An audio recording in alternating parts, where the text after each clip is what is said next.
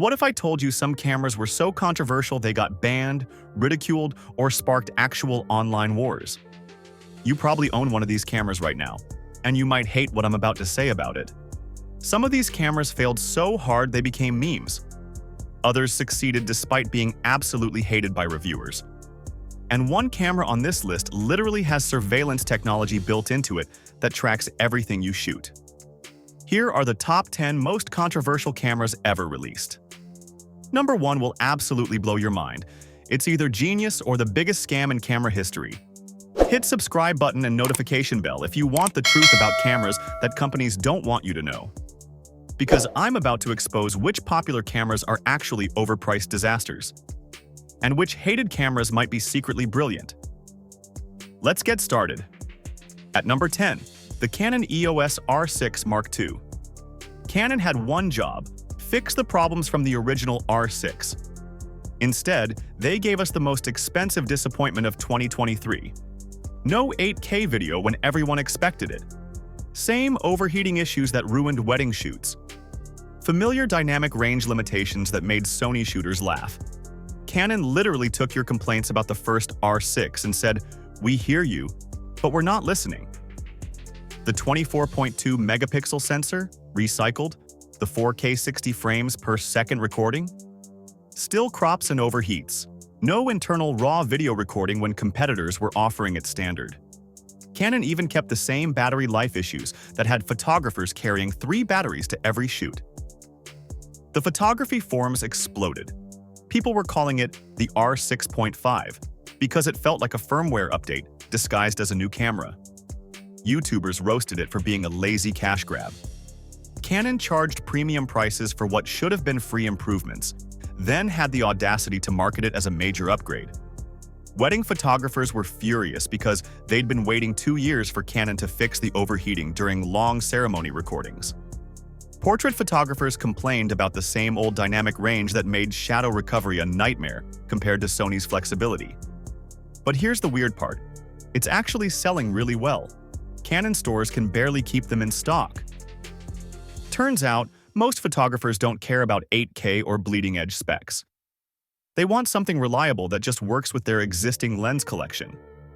The autofocus is rock solid, the image quality is dependable, and it doesn't have the weird color science issues that plague some competitors. Sometimes boring wins, and Canon knows their audience better than the internet critics do. They built a camera for working photographers, not YouTube spec sheets. If you think Canon played it too safe, wait until you see how Sony confused their own fanbase at number 9. Number 9, the Sony ZV-E1. Sony tried to make the ultimate vlogging camera and managed to please absolutely no one. This is what happens when a company tries to solve a problem that doesn't actually exist.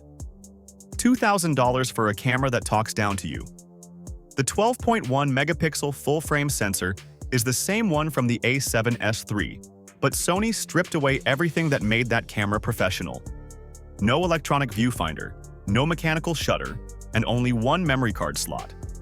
Because apparently vloggers don't deserve backup storage when their livelihood depends on not losing footage. The interface treats you like you're 5 years old.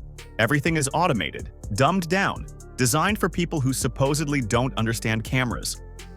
Sony literally built a camera for creators, then assumed creators are too stupid to handle manual controls. The condescending user experience made professional content creators feel insulted. YouTubers tore it apart. "It's like they built a camera for a creator that doesn't exist," became the running joke. Beginners couldn't justify spending $2,000 on their first camera. Professionals couldn't justify losing control over their settings. Sony created a product that fell into the worst possible middle ground. Too expensive for amateurs, too limited for pros. The 4K 60 frames per second recording and 120 frames per second firmware update sounded impressive on paper.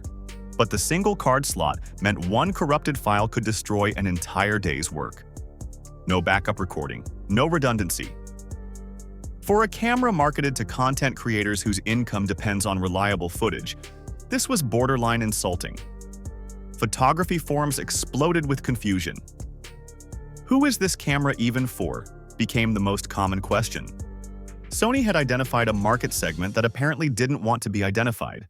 But here's the plot twist. Travel filmmakers actually love this thing. The compact size, incredible low-light performance, and automatic features make it perfect for run-and-gun documentary work where manual adjustments would mean missing the shot. Sometimes the market finds its own audience, even when the company completely misunderstands who they're building for. The real controversy wasn't the camera itself. It was Sony's assumption about what creators actually want. Turns out, treating your customers like they're incompetent is bad marketing. But speaking of overheating problems that actually matter, Nikon had their own thermal nightmare at number 8. Number 8, the Nikon Z8. The Z8 was supposed to be the mini Z9 that everyone wanted. Instead, it became the cautionary tale about what happens when you cram flagship specs into a smaller body without proper thermal management. 8K 60 frames per second recording that shuts down after 10 minutes. Professional wedding videographers sharing horror stories online about their cameras dying during the ceremony. The 45.7 megapixel stacked sensor generates so much heat that the camera becomes unusable exactly when you need it most. But the overheating was just the beginning. The USB-C port started failing on units within the first few months. Data corruption, charging failures, complete port death. Nikon's quality control apparently decided that USB-C reliability was optional. Imagine losing a day's worth of shoots because your camera can't charge or transfer files. The dual CF Express and SD card slot setup sounds professional until you realize the camera drains batteries so fast you're constantly swapping power sources. The electronic-only shutter means mechanical backup when things go wrong. No mechanical shutter, no backup plan when the electronics overheat and crash. Wedding photographers were furious. Mini Z9 or major problem became the question dominating every photography forum. Professional shoots interrupted by thermal shutdowns. Clients asking why their photographer's expensive camera keeps turning off during important moments. Nikon marketed this as a professional tool, but the execution felt like a rushed product launch. The thermal design couldn't handle the processing demands they were advertising. It's like selling a race car with an engine that overheats every 10 minutes.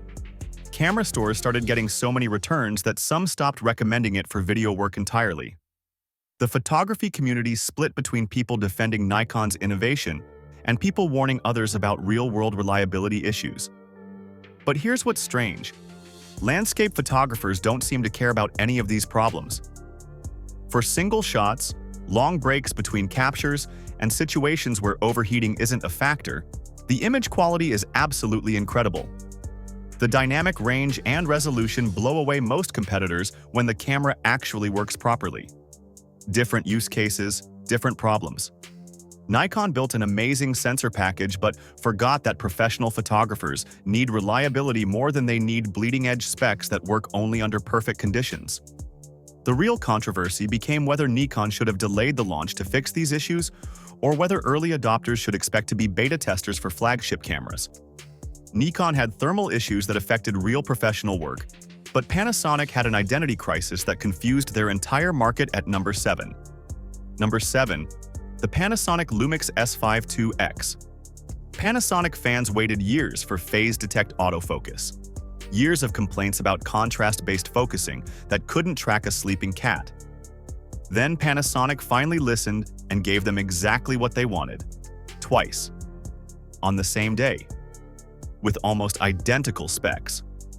The S5II and the S5II X launched simultaneously, and nobody could figure out why both cameras needed to exist. The 24.2 megapixel full-frame sensor was identical. The 6K 30 frames per second and 4K 60 frames per second 10-bit recording were the same. Even the active cooling fan option was available on both models. The X model had a blacked-out body and ProRes recording via external SSD. That's it. Those were the differences that Panasonic thought justified launching two flagship cameras on the same day. Marketing departments apparently forgot that confused customers don't buy anything. Photography forums turned into chaos. Which one should I buy?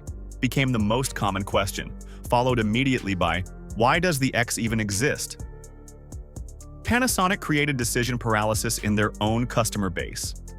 People who were ready to upgrade from the original S5 suddenly had no idea which version of the sequel they were supposed to want. Camera stores reported frustrated customers walking away without purchasing anything because they couldn't get a straight answer about which model was actually better for their needs. Panasonic's own sales staff couldn't explain the difference beyond cosmetic changes and one recording format. The real controversy wasn't the cameras themselves. Both are actually excellent. The controversy was Panasonic's complete failure to communicate why anyone needed two nearly identical options. It felt like a company that couldn't make up its mind, so they decided to make customers choose instead. YouTubers had a field day with this. "Why does this exist?" became the most common review headline. The photography community started joking that Panasonic's product managers were having an internal argument and just decided to release both versions instead of picking one. But here's the weird part. Both cameras are genuinely great. The phase detect autofocus that fans had been begging for actually works brilliantly. The image quality, video specs, and build quality are all top tier.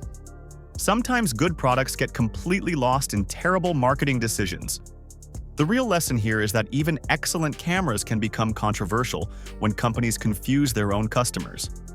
Panasonic solved their autofocus problem but created a new problem by not knowing how to sell the solution.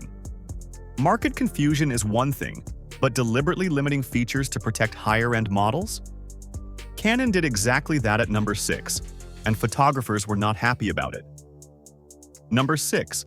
The Canon EOS R100. Canon made a budget camera so restricted it felt like they were punishing people for not buying expensive models. This isn't about cutting costs. This is about artificial limitations designed to force upgrades. No microphone input on a camera marketed to content creators. Let that sink in. Canon built a camera for people making videos, then made it impossible to record decent audio. The 24.1 megapixel APS-C sensor can capture beautiful images, but you can't record usable sound to go with them. 4K 24 frames per second recording, but with a 1.55 times crop that makes your lenses useless.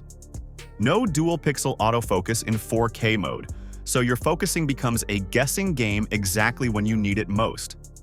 Canon literally disabled features that were already built into the hardware. The articulating screen? Gone. Replaced with a basic tilting display that's useless for selfie videos or awkward angles. Entry-level creators trying to film themselves got stuck with a screen they couldn't see while recording. Photography forums erupted with anger. "Canon doesn't want you to succeed" became the rallying cry against these artificial limitations. People weren't mad about the price point. They were furious about deliberate feature removal that served no purpose except forcing people to buy more expensive cameras. YouTube creators roasted Canon for building a camera that actively worked against its target audience. Imagine marketing a camera to content creators, then removing every feature that content creators actually need. The microphone input alone killed this camera for anyone serious about video content.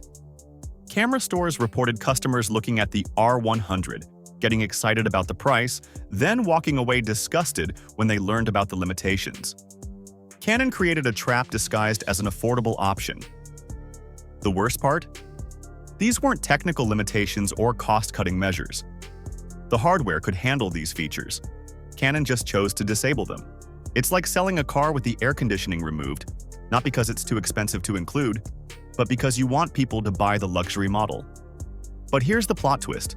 Photographers actually love this camera for still images.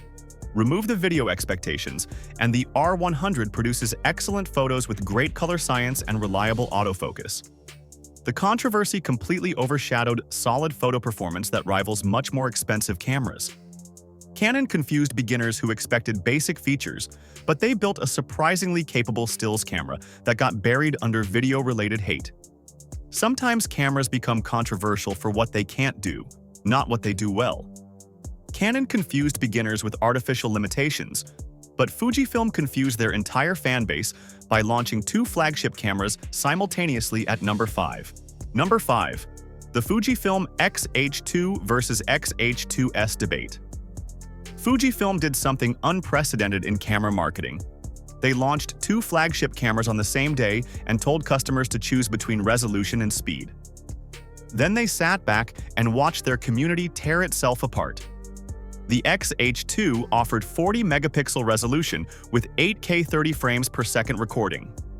The X-H2S provided 26 megapixel speed with 4K 120 frames per second capabilities. Both cameras featured 5-axis image stabilization, subject detect autofocus, and optional cooling fans. Identical build quality, identical price points, completely different philosophies. Photography forums became battlegrounds.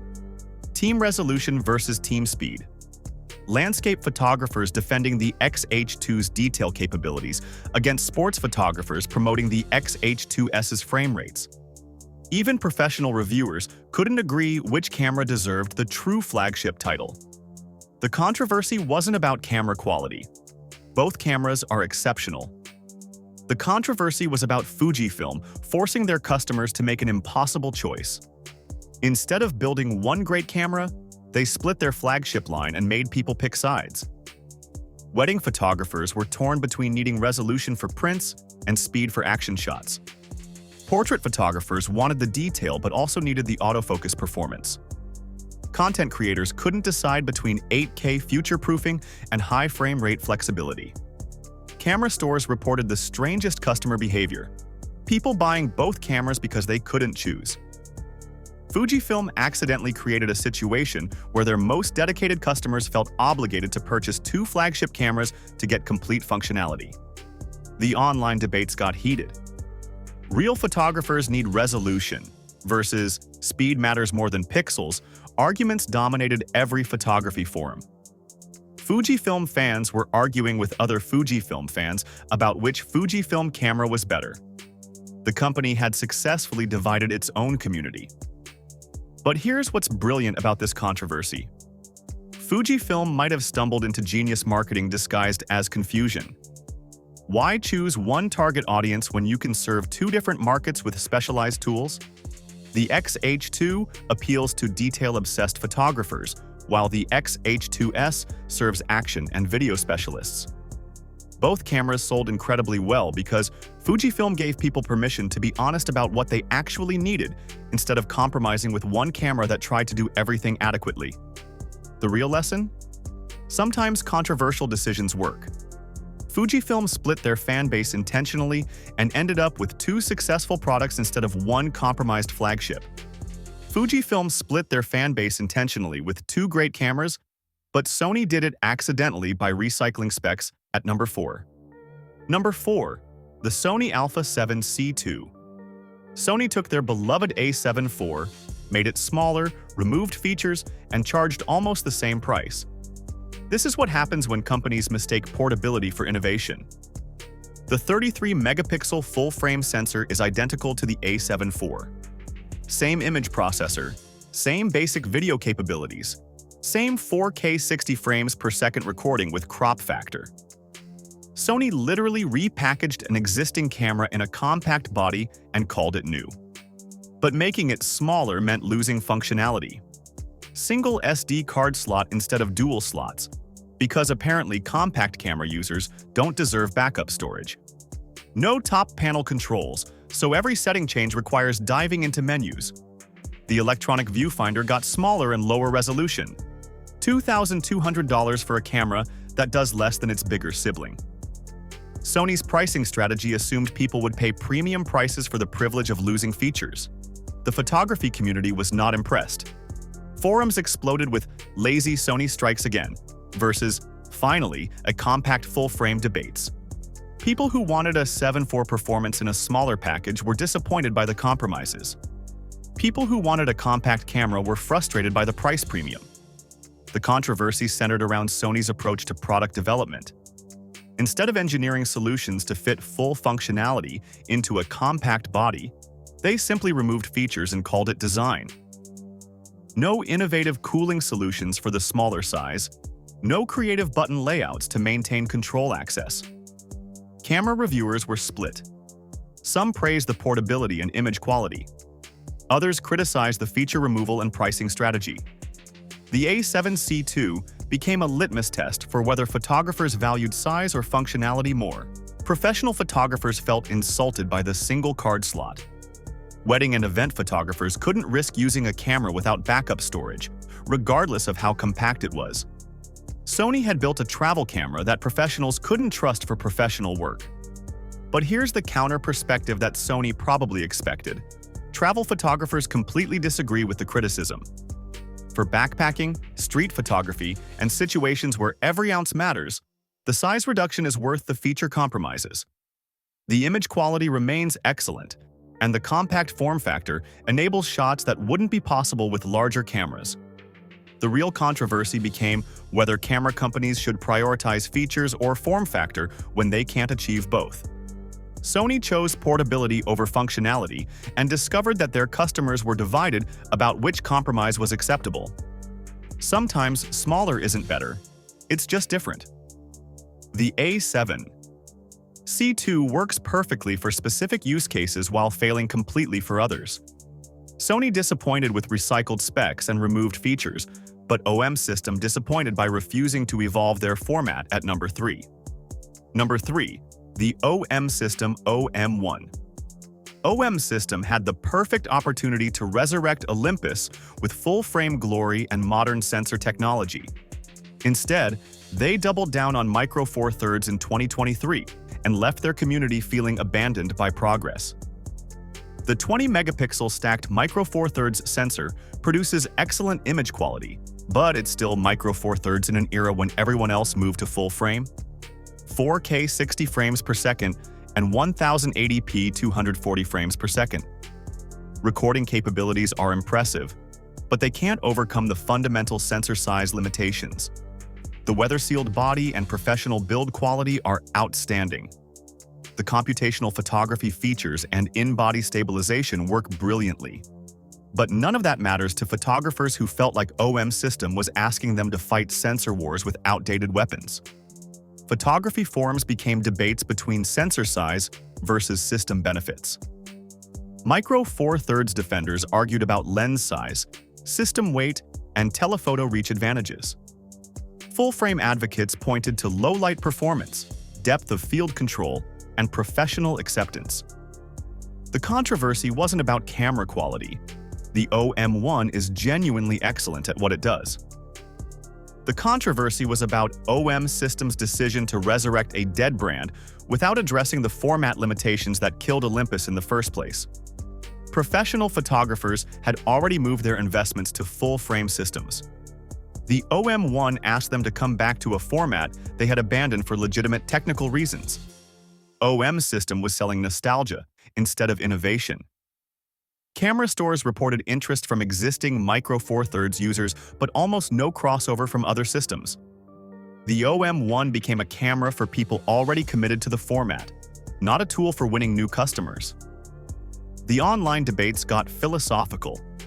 Sensor size isn't everything, versus professional work demands full frame. Arguments dominated photography forums.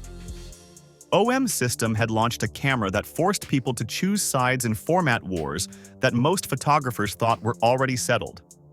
But here's what the critics missed.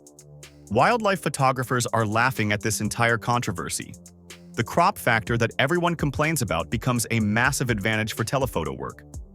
A 300mm lens becomes 600mm equivalent, and the lighter system makes handheld telephoto photography actually practical. Bird photographers, sports shooters, and anyone who needs serious reach found the OM1 absolutely perfect.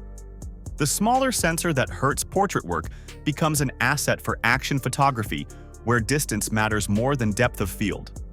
OM System built a camera for specific use cases while ignoring general market trends. Sometimes controversial decisions work when you serve a dedicated audience instead of chasing broader appeal. The real lesson? Format loyalty runs deeper than specs, and some photographers value system advantages over sensor size politics. OM System stuck to traditional formats while serving their audience, but DJI created an entirely new controversy by prioritizing vertical content at number 2. Number 2. The DJI Pocket 3.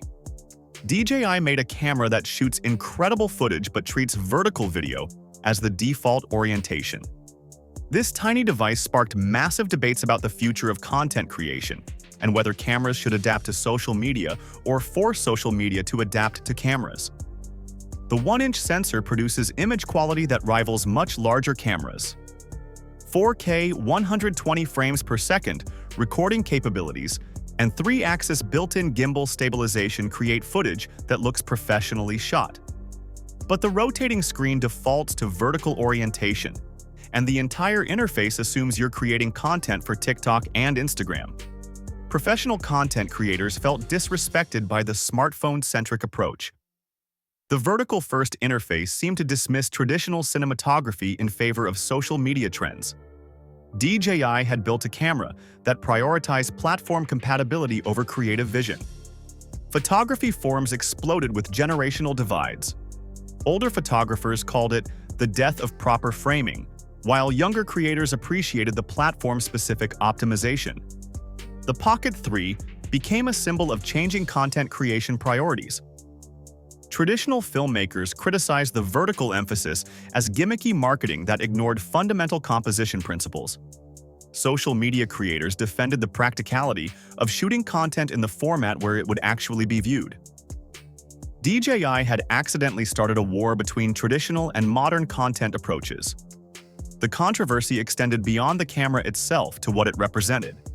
Was this the future of content creation, where cameras adapt to social media requirements? Or was it pandering to trends that would eventually change while abandoning timeless creative principles? Camera reviewers were split between praising the technical capabilities and criticizing the philosophical approach. The image quality was undeniable, but the vertical-first design felt like cameras surrendering to social media algorithms instead of serving creative vision. Professional content creators couldn't decide whether to embrace the platform-specific optimization or resist the vertical video trend. The Pocket 3 forced them to choose between technical excellence and creative principles. But here's the plot twist that traditional photographers don't want to admit. The footage quality is absolutely incredible regardless of orientation. DJI understood where content consumption was heading better than traditional camera companies. Maybe cameras should serve the platforms where content actually gets viewed instead of fighting against reality. The vertical interface controversy overshadowed the fact that this tiny camera produces footage that rivals equipment costing 10 times more. Sometimes technical excellence gets buried under philosophical debates about creative direction. DJI created a camera for the future of content creation, while traditional photographers argued about the past. The real controversy became whether cameras should lead creative trends or follow consumption patterns. But all these controversies pale in comparison to number 1. No camera has sparked more outrage, more philosophical debates, or more fear about the future of photography than this final entry. Number 1. The Leica M11P.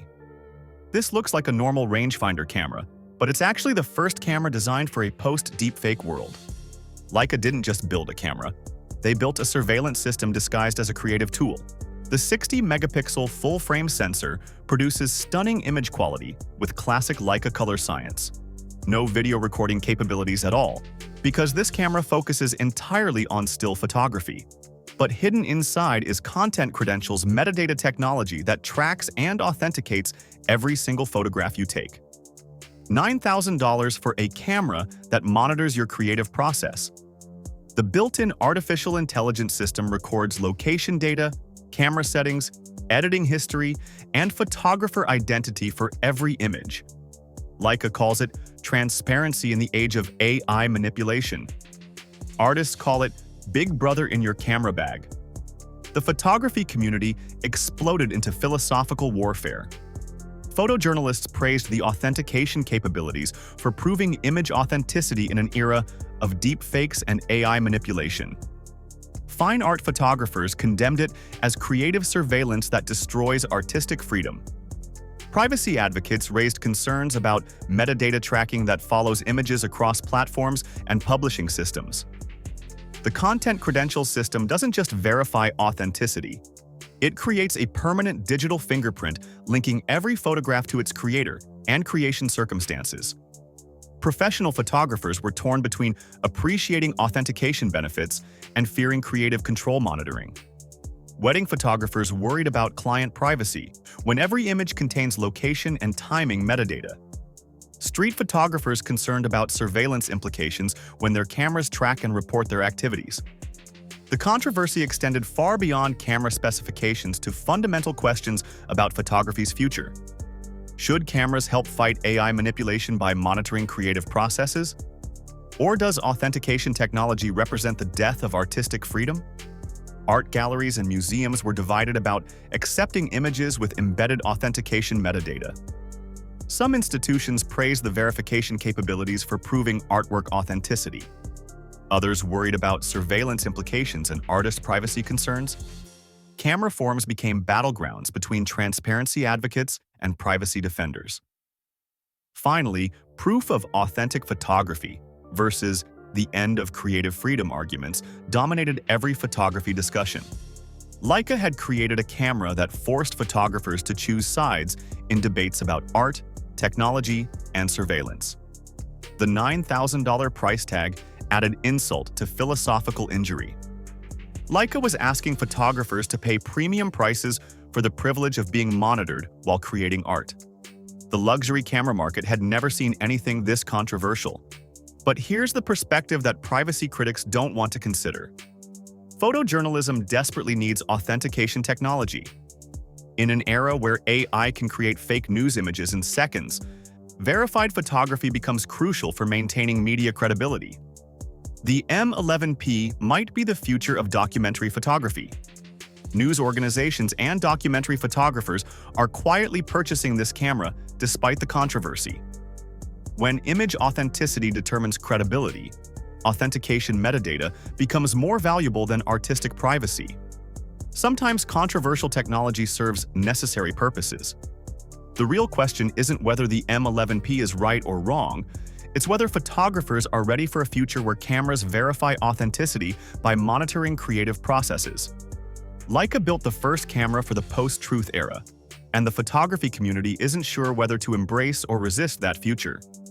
Is this misunderstood genius preparing us for an AI-dominated world where authentic photography needs technological verification? Or is it a $9,000 mistake that turns cameras into surveillance tools and destroys the creative freedom that makes photography art? The Leica M11P forces every photographer to decide what matters more: creative privacy or authentic verification. That's why it's the most controversial camera ever made. These cameras didn't just capture light, they captured attention, sparked arguments, and forced photographers to question what they really want from their gear. Some failed spectacularly, others succeeded despite being hated, and a few changed the entire conversation about what cameras should actually do. Which controversy do you think was overblown? Did we miss a camera that deserves the controversy crown? Let me know in the comments. I read every single one, and your opinions might make it into the next video. If you enjoyed this chaos, you're going to love what's coming next. Click here for Top 10 Camera Rumors for 2025. Trust me, number 3 will completely change how you think about the future of photography.